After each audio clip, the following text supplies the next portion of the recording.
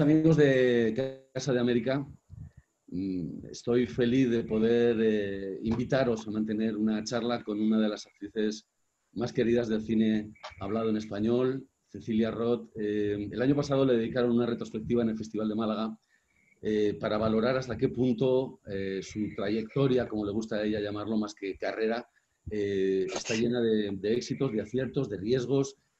Una actriz que ha sido muy valiente a lo largo de su carrera, que ha hecho muchísima televisión, que ha hecho teatro y que ha ganado 2 Goyas, nada menos, a la mejor actriz por Martina H. y por Todo sobre mi madre, por la que también conseguiste el premio a la mejor actriz europea. Ahí es nada. En tu carrera se compaginan películas comerciales con películas de muchísimo compromiso, de muchísimo riesgo, películas underground. De todo ello vamos a hablar en esta charla que presuntuosamente le hemos llamado Todo sobre Cecilia, con la esperanza de que, aunque hablemos suavemente de algunas cosas, esas partes contengan el todo, ¿no? Tu forma de ser, tu forma de entender la profesión y la vida.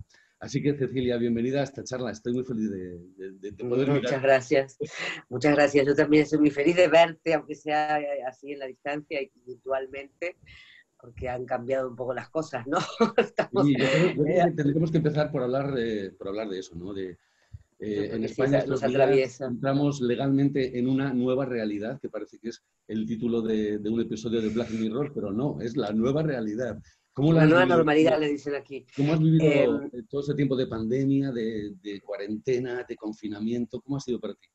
No, es que lo estamos viviendo ahora más fuertemente, porque nosotros estamos haciendo cuarentena más flexibilizada por el último tiempo, pero de pronto han empezado a, a multiplicarse los casos, y ahora Buenos Aires, capital, y Gran Buenos Aires, que son los sitios, como siempre pasa con las grandes ciudades, los epicentros de la pandemia. Entonces estamos todavía atravesando hace largo tiempo, ya creo que vamos por el día 90, ahora se volvió a retrotraer un poco, pero todo esto nos atraviesa de una manera impresionante, ¿no? O sea, no se puede iniciar una conversación sin hablar de esto, porque la nueva realidad o la nueva normalidad, que no me gusta ninguna de las dos definiciones para nada, porque no es humanamente nuestros seres, por supuesto que nos ha atravesado y muchos cambios han habido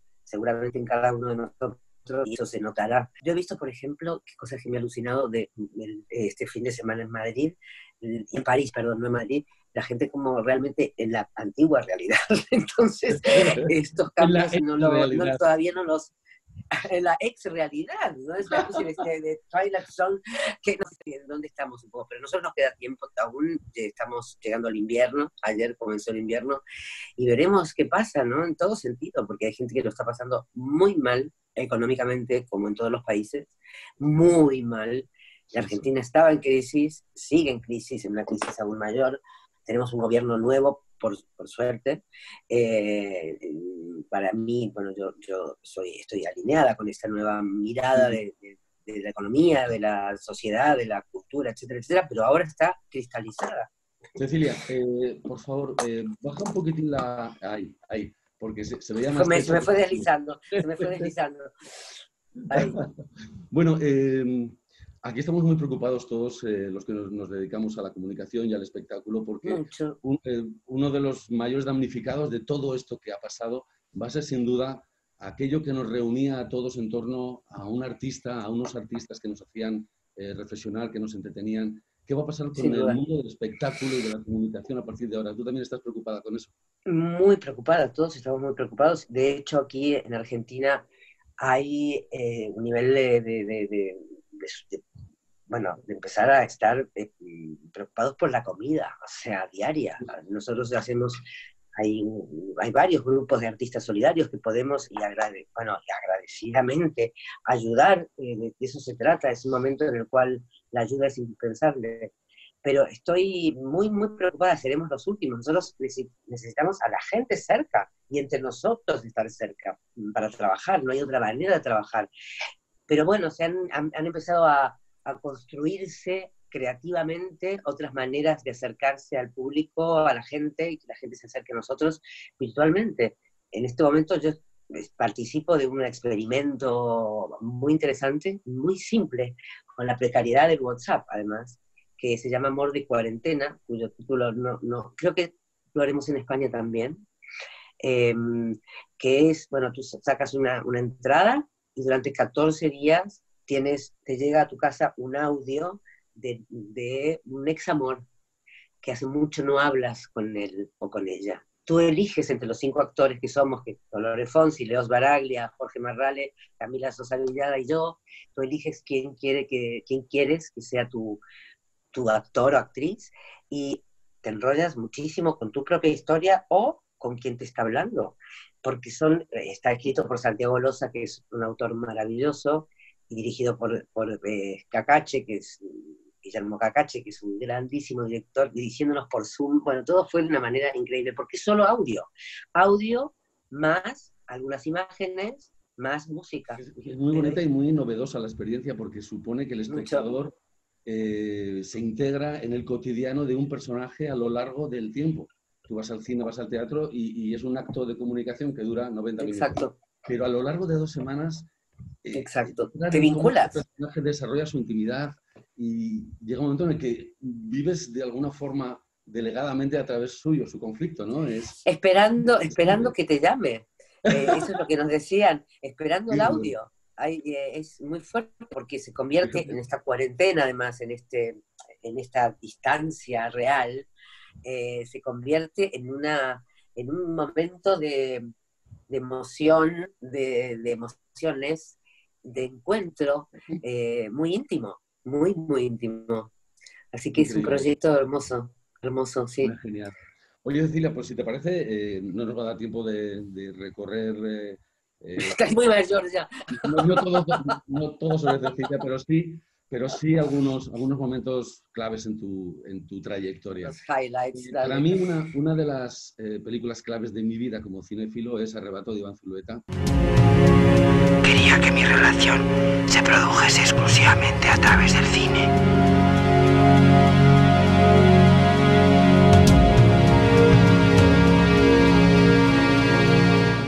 Recuerdo haberla visto en su momento de estreno en San Sebastián, creo que se estrenó.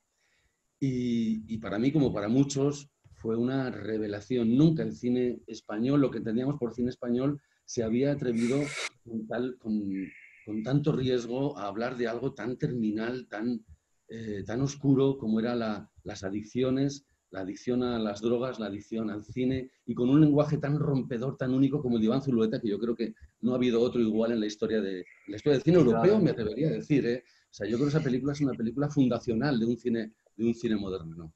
Y recuerdo verte en esa película, esa secuencia de la Betty Boop, con la luz blanca del proyector contra ti, como un fusilamiento casi artístico.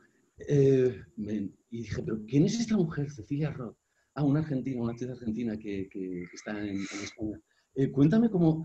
Tenía muchísima curiosidad por saber cómo es ese momento en el que una chica joven que llega con sus padres y con su hermano huyendo de la dictadura de Argentina se encuentra con un país que salía de una dictadura atroz de 40 años y que, como tú has definido en alguna ocasión, estábamos en plena primavera, llegas a la premovida, no solamente participas con Zulueta en Arrebato, sino que te encuentras con Almodóvar y con todas las gentes que en ese momento estaban gestionando el ideario que nos iba a regir por los próximos años, ¿no? Sí, yo no creo en las casualidades, yo creo que la gente que se tiene que juntar se junta, por alguna razón o por otra, ¿no? Con Arrebato, bueno, yo tengo la misma sensación que tienes tú, yo creo que se inauguraron los 80 con Arrebato, y los 80, bueno, hablar de los 80 es mucho ya. Yo creo que la película no solamente habla de adicciones, habla de la vida y de la muerte, De la ¿no? pasión, sí. De la pasión y de la vida, arrebatadamente. del trayecto de la vida, ¿no? De cómo uno desea y quiere vivir ese trayecto. Yo tenía 22 años cuando hice la película. Fue un premio, un regalo, un tesoro que me daban, porque en principio Iván pensaba que era muy joven para el personaje, nos conocíamos socialmente, y lo iba a hacer otra, que no era actriz, una amiga de Iván, Paloma Aristegui, que era modelo. Iván bueno, estaba con dudas, y por fin, bueno, un día me llama por teléfono. Un día fue genial, porque había hecho una prueba para La muchacha de las bragas de oro. ¿Te acuerdas de la película de Vicente Aranda? Sí, claro. Había ido a Barcelona, había hecho una prueba, que la terminó haciendo, claro, Victoria, había hecho una audiencia, una audición, y además me había sentido como muy insignificante en ese momento, haciendo una audición completamente desnuda, además, porque, bueno, la película tenía esa historia también. Y me había sentido muy mal, y cuando llegué de Barcelona, esa misma noche me llamaron para decirme, mira, no vas a hacer la película. Pasaron 10 minutos y me llamó Iván para decirme que quería que hiciera Arrebato. O sea, por suerte, no, imagínate si hubiera tenido que elegir entre esas dos películas. Pero bueno, se dio, por eso digo que las cosas no son tan casuales, ¿no? Que algo, hay una chispa que algo hace que se una todo, ¿no? Ese rompecabezas del que hablábamos antes, ¿no? Para mí fue una experiencia fundacional en mi vida. O sea, a mí me modificó mi estructura en un sentido, ¿no? Ya era chica, era muy joven, entonces era todo, era puro cartílago todavía, no estaba, bueno, osificado. Entonces, claro, la película me amoldó, para mí fue una experiencia única. Recuerdo día a día lo que pasó con los primeros encuentros, los ensayos, el deslumbramiento que yo tenía por Iván, por Eusebio, por Wilmore, ¿no? Eran mayores que yo, entonces yo me sentía ahí una pipiola que estaba empezando a entrar en un mundo muy de una intensidad y de una profundidad, una hondura tal. Recuerdo que el día que hice Betty Boop, en la escena de Betty Boop, estaban mis padres viéndola, era un sábado por la mañana, estaban mis padres viendo el rodaje. Y a mí, en lugar de amedrentarme, lo que me produjo fue como... me crecí. Me crecí. Además, habíamos preparado el vestuario, José Roberto Urbieta, todo, el maquillaje, cómo era esa Betty Boop, porque, bueno, teníamos muy poco dinero, no se podía hacer una Betty Boop con pelo, entonces, bueno, nada, fue maravilloso. Además, Iván, tienes la suerte, y Pedro tiene la suerte, Pedro Almodóvar, de conocerte a ti y tú conocerle a él, aunque al principio es una colaboración en su película fundacional, que es que tú has tenido mucha suerte y has tenido un don de la oportunidad maravilloso, porque estás en Pepi, Lucy Bomb y otras chicas del montón con una sucesión, con una serie de sketches, con un eslogan que no se puede olvidar. Hagas lo que hagas, ponte bragas. Ponte bragas. Sí.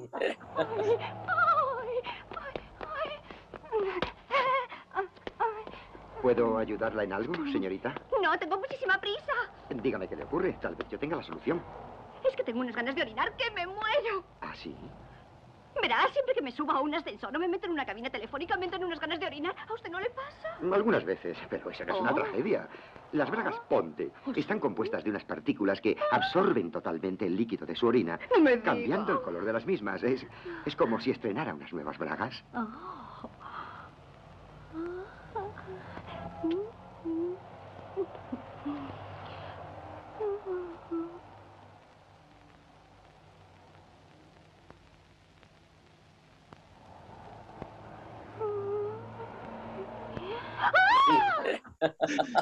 Pero además, son esas frases de Pedro que son, bueno, que quedan en la historia, ¿no?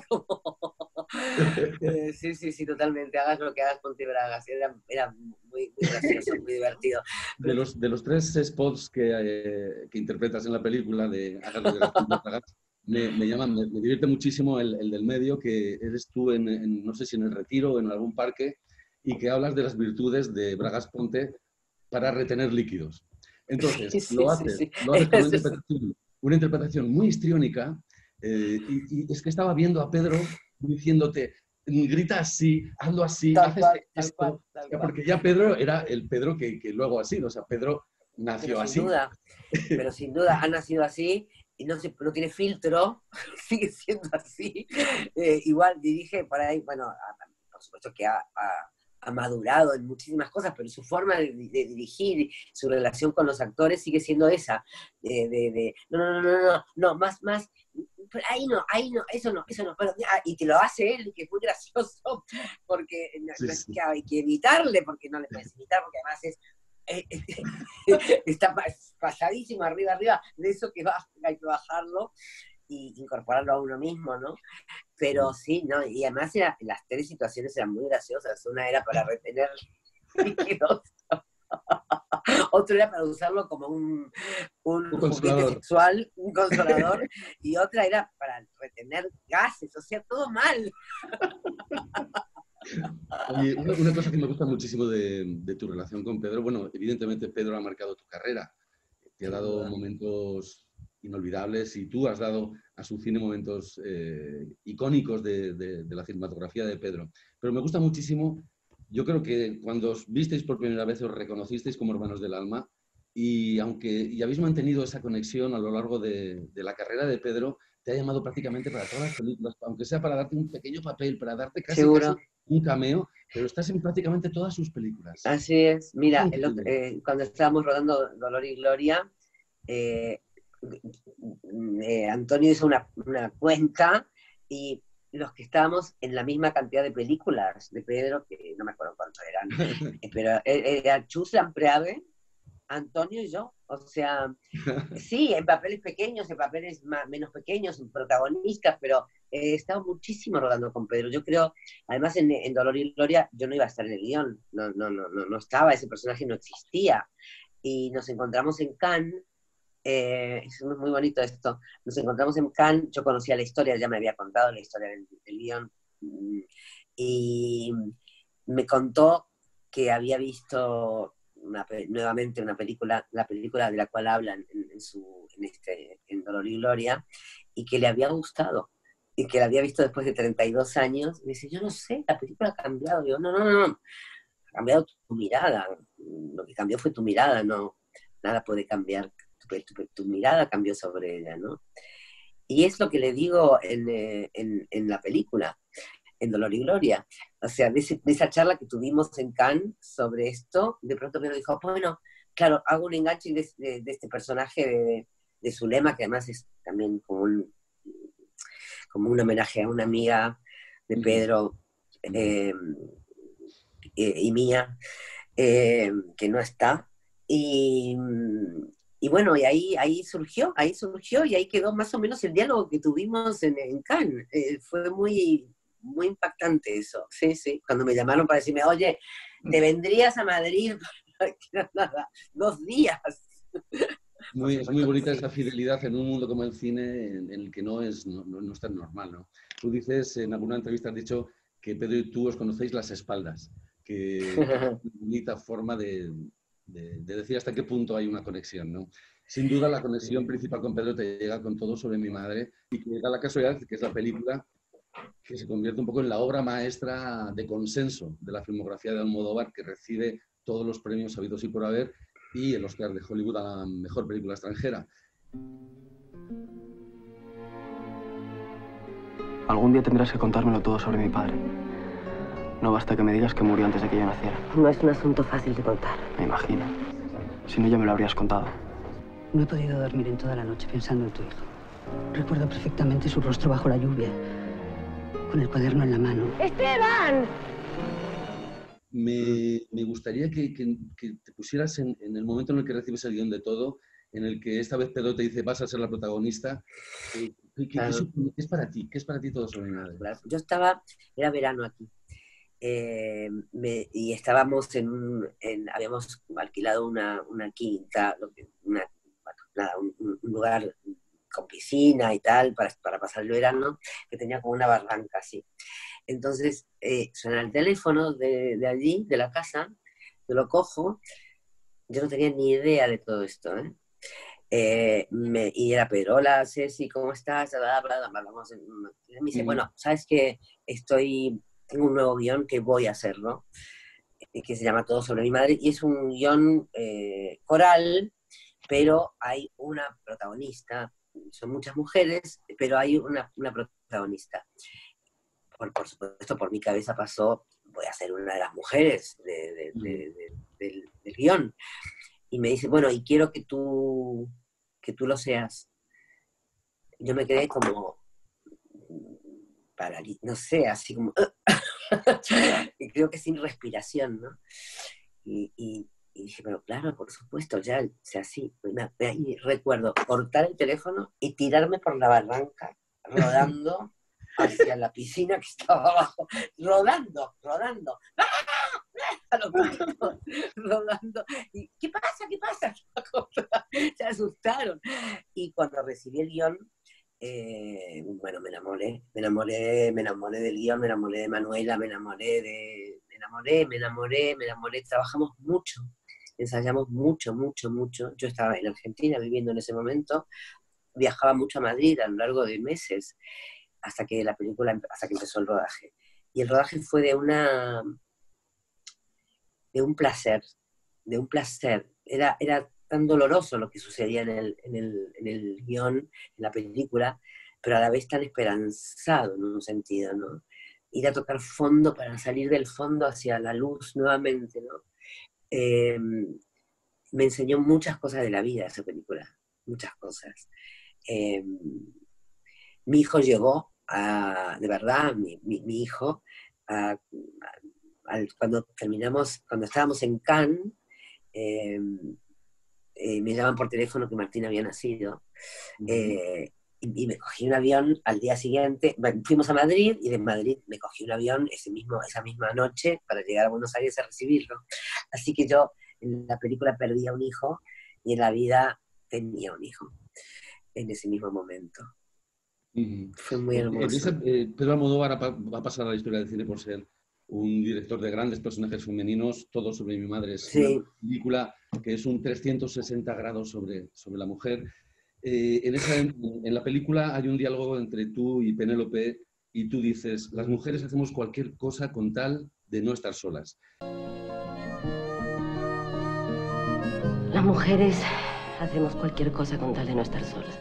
Y Penélope dice, las mujeres somos más tolerantes, pero eso es bueno. Y eso me recuerda a una cosa que tú has oído hablar de ella en muchísimas ocasiones, en muchas entrevistas, que es la sororidad, la solidaridad entre mujeres, que yo creo que... Sí, la hermandad. Yo creo que en esa sororidad está buena parte de los mejores augurios para el futuro del planeta. Yo también lo creo y siento, más que creer, porque no es racional, es una sensación muy profunda, la sensación de hermandad con las mujeres. Hay algo que teníamos seguramente un poco opacado, y que con este movimiento tan fuerte, tan verdadero, tan necesario, porque sin duda la mujer tiene otra sensibilidad, no digo si mejor o peor, pero diferente a la del hombre, y hemos vivido bajo el patriarcado durante siglos. Creo que es el momento de que esto se ecualice absolutamente, ¿no? Y que termine de verdad esa cultura patriarcal de la que somos víctimas los hombres y las mujeres. Totalmente. Sí. Oye, Cecilia, otro nombre, otro cineasta clásico latinoamericano que habéis tenido mutuamente la suerte de trabajar juntos es Adolfo Aristarain. Y lo primero que hice con él, así con él como director, fue Un lugar en el mundo. Libertad, fraternidad, leches. Suena muy bien, pero es aburrido. Después las cosas empezaron a poner más feas. Empezó a desaparecer gente amiga, amigos cercanos.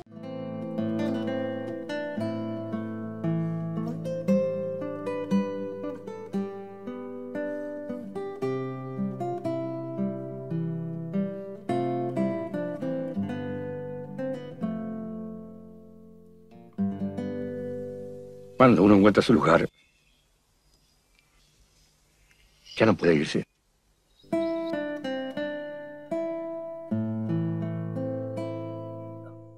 Vaya película. Peliculón. Yo creo que viendo el cine de Aristarain, y especialmente Un lugar en el mundo y Martín H., uno entiende por qué el cine es un arte mayor. Por qué el cine está asociado a la evolución del pensamiento, de la ética, los grandes movimientos que nos hacen mejores personas.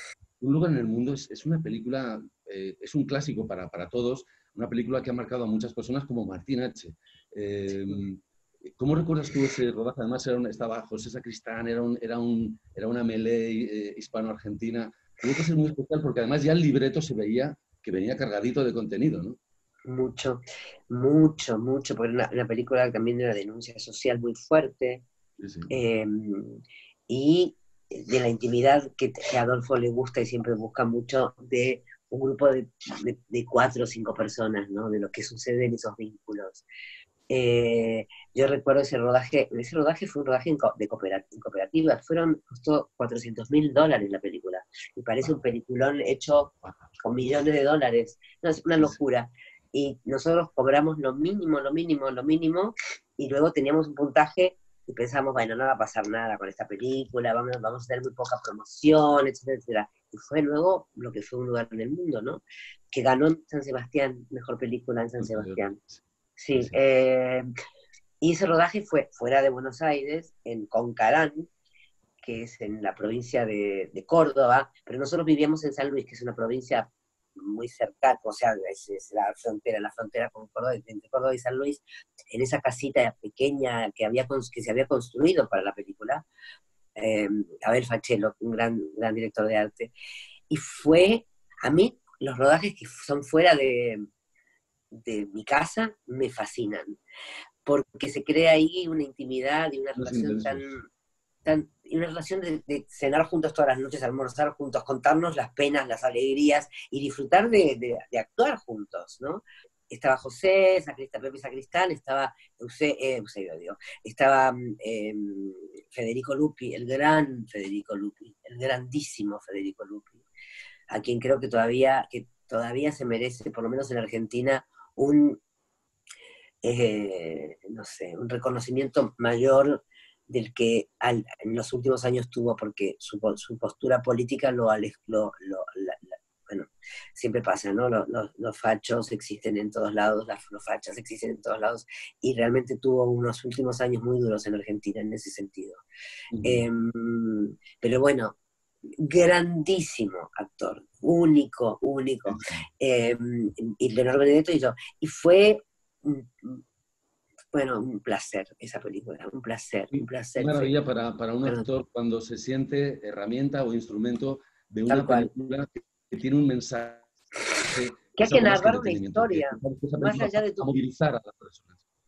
Porque más allá de tu personaje, que por supuesto es parte de la historia, tienes que narrar una historia. Eres parte de la narración. Ese es el objetivo de tu personaje, de ti como actriz, de ti como actriz, ¿no? El personaje vive su vida y su historia, pero como actriz lo que hay que contar es esa historia que cuenta Adolfo, y ayudar a contar esa historia, que está mirada solamente con ese rigor de Adolfo, con los ojos del niño. No hay escena que no sea narrada por los ojos del niño.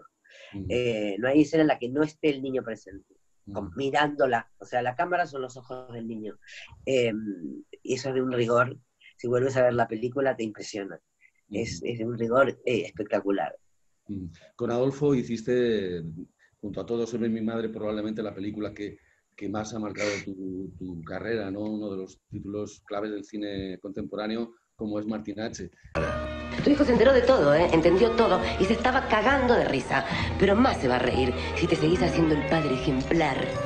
Yo quiero brindar por ustedes, por los tres, por todo lo que están haciendo por mí y porque ya pueden parar. No tienen que hacer nada más. No solamente Aristarain, sino que estaba también Lupi y estaba Eusebio Poncela, con quien te volvías a ver después de Arrebato. Por supuesto. Y yo creo que en esa película tienes... Juan Diego Botto. Y Juan Diego Botto. Es un personaje el tuyo radical, conmovedor. Hay que tener los ovarios bien puestos para querer hacer eso, arriesgando tanto, llegando tan lejos.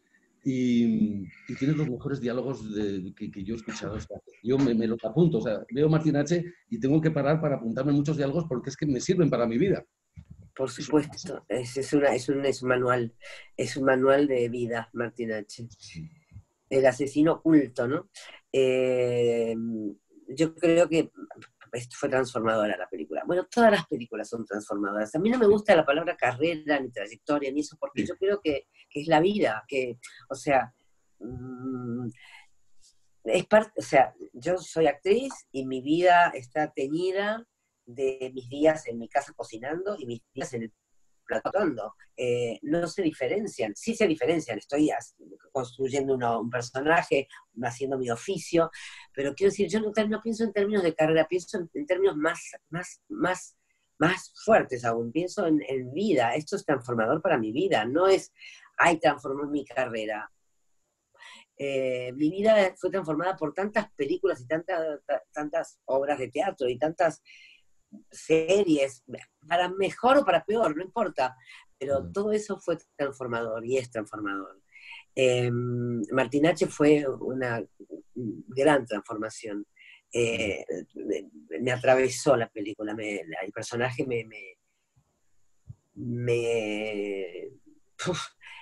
realmente, tú sabes que yo estaba en Nueva York cuando me llegó el libro, el guión, y bueno, me pareció un guión de una jugada maestra por un lado y por otro lado de un compromiso muy fuerte, porque hay unos diálogos y además hay momentos de muchos días, de mucha palabra.